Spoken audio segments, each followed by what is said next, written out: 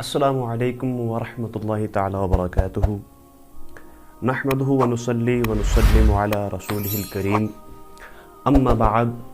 فاعوذ باللہ من الشیطان الرجیم بسم اللہ الرحمن الرحیم ان اللہ وملائکتہ یصلون علی النبی یا ایہا الذین آمنوا صلوا علیہ وسلموا تسلیما اللہم صلی علی سیدنا محمد وعلی آل سیدنا محمد واصحاب سیدنا محمد وبارک وسلم علیہ۔ چونکہ ماقبل میں جو آپ نے سورہ بقرہ کا تعارف ہم نے جو کرایا تھا، اور اسی طرح آج ہم سورہ آل عمران کا تعارف کرائیں گے انشاءاللہ تعالی۔ سب سے پہلے آئیے ہم مقام نزول جو سورہ آل عمران کا ہوا ہے وہ آپ کو بتا دیں۔ چونکہ سورہ آل عمران یہ مدینہ طیبہ میں نازل ہوئی ہے، اور جو اس کے رکوع اور آیات کے تعداد ہے وہ کچھ 20 رکوع ہے اس کے، اور 200 آیتیں ہیں، یعنی 20 رکوع ہے اس کے اور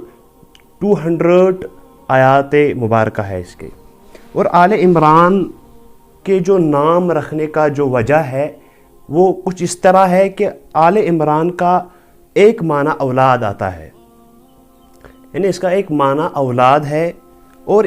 اس سورت کے چوتھے اور پانچویں رکوع میں آیت نمبر 33 تا 54 میں حضرت مریم علیہ السلام کے والد عمران کی آل کی سیرت اور اس کے فضائل کا ذکر ہوا ہے۔ اس مناسب سے اس کا نام سورہ آل عمران ہوا ہے کہ اس سورت کے مختلف فضائل بیان کیے گئے ہیں۔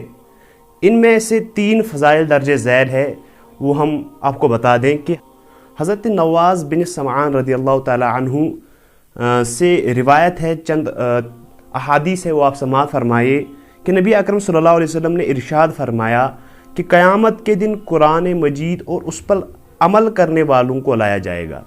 اس کے آگے سورہ بقرہ اور سورہ آل عمران ہوگی۔ یعنی حضرت نواز رضی اللہ تعالیٰ عنہ فرماتے ہیں کہ حضور نے چند مثالیں دیں اس سورت کے متعلق، فرماتے ہیں کہ وہ مثالیں میں آج تک نہیں بھولا کہ آپ صلی اللہ علیہ وسلم نے ارشاد فرمایا یہ دونوں صورتیں ایسی ہیں جیسے 2 بادل ہوں یا 2 ایسے سائباں ہوں جن کے درمیان روشنی ہو، یا صف بندھے ہوئے 2 پرندوں کی قطاریں ہوں۔ یہ دونوں صورتیں اپنے پڑھنے والوں کی شفاعت کرے گی۔ اور دوسرا حدیث مبارکہ یہ ہے کہ حضرت عثمان بن عفان رضی اللہ تعالی عنہ فرماتے ہیں جو شخص رات میں سورہ آل عمران کی آخری آیتیں پڑھے تو اس کے لیے پوری رات عبادت کرنے کا ثواب مل جاتا ہے۔ کیا ہی بڑی فضیلت ہے اس سورہ آل عمران کے متعلق کہ حضور فرماتے ہیں کہ جو اس کی آخری آیتیں پڑھے گا، وہ بھی پوری سورت نہیں بلکہ آخری آیتیں جو پڑھے گا، اس کے لیے پوری رات عبادت کرنے کا جو ثواب ہے اس کو مل جائے گا۔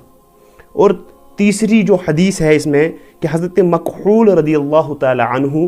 وہ فرماتے ہیں کہ جو شخص جمعہ کے دن سورہ آل عمران کی تلاوت کرتا ہے تو رات تک فرشتے اس کے لیے دعا کرتے رہتے ہیں۔ اللہ اکبر کبیرہ۔ یہ بھی بہت ہی بڑی فضیلت ہے اس سورہ مبارکہ کے متعلق جو حضور کریم صلی اللہ علیہ وسلم نے اس کے متعلق فرمائی ہے۔ اور اب ہم بڑھتے ہیں مضامین کی طرف۔ اس سورہ آل عمران کے جو مضامین ہیں ان پر ہم روشنی ڈالیں، چونکہ ہم پورا ہم طریقہ تو نہیں بتائیں گے کہ اس سورہ کا جو معنی ہے پورا سورہ تو نہیں پڑھ سکتے ہم، اس لیے ہم اب کچھ مضامین آپ کے سامنے رکھتے ہیں۔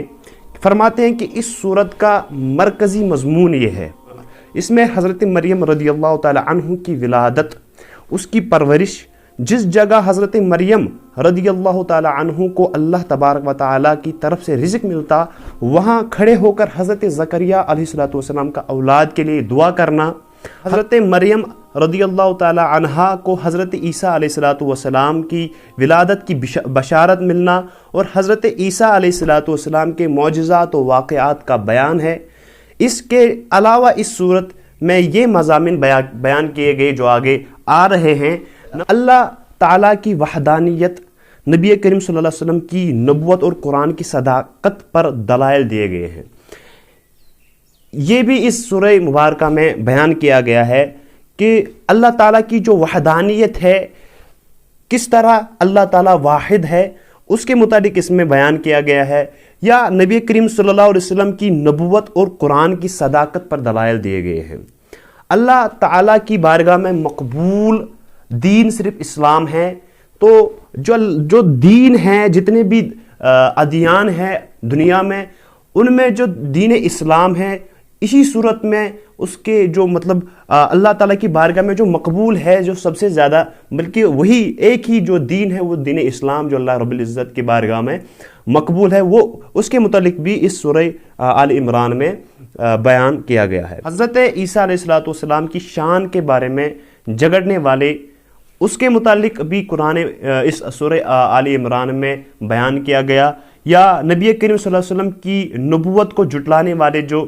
شخص تھے، ان کے متعلق بھی اس میں ذکر کیا گیا ہے، اور قرآن مجید کا انکار کرنے والے نجران کے عیسائیوں سے حضور پر نور صلی اللہ علیہ وسلم کی گفتگو بیان کی گئی ہے، اس کے متعلق بھی قرآن اس سورہ آل عمران میں گفتگو کی گئی ہے۔ یا جو میثاق کے دن انبیاء علیہ السلام سے سید المرسلین صلی اللہ علیہ وسلم کے بارے میں عہد لینے کا واقعہ بیان کیا گیا ہے۔ جو میثاق کے دن انبیاء علیہ السلام سے سید المرسلین کے بارے میں عہد لینے کا واقعہ جو تھا، اس کے متعلق بھی اس میں ذکر کی گئی ہے۔ یا مکہ مکرمہ اور خانہ کعبہ کی فضیلت بھی، اور اس امت کے باقی تمام امتوں سے افضل ہونے کا بیان بھی اس صورت میں بیان کیا گیا ہے۔ اور چھٹا جو ہے یہودیوں پر ذلت خواری مسلط کیے جانے کا بھی ذکر اس سورہ آل عمران میں موجود ہے۔ اور جہاد کی فرضیت اور سود کی حرمت کے متعلق شرعی احکام اور زکوٰۃ نہ دینے والوں کی سزا کے بارے میں بیان کیا گیا ہے۔ اس میں یہ بھی ہے کہ جہاد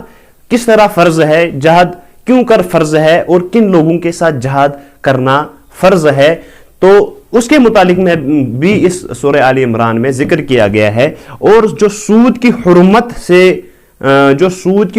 ہے، اس کے متعلق جو شرعی احکام ہے، وہ بھی اس سورہ مبارکہ میں ذکر کیا گیا ہے۔ یا اور زکوٰۃ نہ دینے والے جو لوگ ہیں، ان کو سزا کس طرح ملے گی، اس کے بارے میں بھی اس سورہ آل عمران میں ذکر ہے۔ اور غزوہ بدر اور غزوہ احد کا بھی جو تذکرہ ہے، وہ بھی اس میں بیان کیا گیا ہے، اس کا بھی ذکر اس سورہ آل عمران میں کیا گیا ہے۔ جو ان غزواؤں سے جو ہمیں عبرت یا نصیحت ملی، اس کا بھی بیان اس میں کیا گیا۔ اور نواں یہ ہے کہ امت کی خیر خواہی میں مال خرچ کرنے والے لوگوں پر احسان کرنے والے اور بخل نہ کرنے والے، ان کے فضائل بھی بیان اسی صورت مبارکہ میں کیے گئے ہیں۔ اور 10واں یہ ہے کہ شہیدوں کے زندہ ہونے، انہیں رزق ملنے اور ان کا اللہ تعالیٰ کا فضل حاصل ہونے پر خوش ہونے کا بیان بھی اسی صورت میں ہے۔ ویڈیو یہیں پر اختتام ہوتی ہے۔ اس ویڈیو کو زیادہ سے زیادہ شیئر کرے اور لائک کرے، اور اپنے جو آپ کے خیالات ہیں اس ویڈیو کے بارے میں وہ ہمیں ضرور بتائے کمنٹس کے اندر، اور اس ویڈیو کو زیادہ بڑھائے تاکہ تمام لوگوں تک پہنچ جائے۔ اور سب سے اہم بات یہ کہ دوسرا جو اس کے بعد ہم ویڈیو دے رہے ہیں، اس میں سورہ نساء کے متعلق بحث ہوگی، اسی طرح اس کے مضامین بولے جائیں گے، اس کا جو تعارف ہے وہ کرایا جائے گا۔ اور آپ بنتے رہے، اس ویڈیو کو زیادہ سے زیادہ بڑھائے، اس کو دوسرے لوگوں تک شیئر کرے۔ اللہ تعالیٰ آپ کو جزائے خیر بخشے۔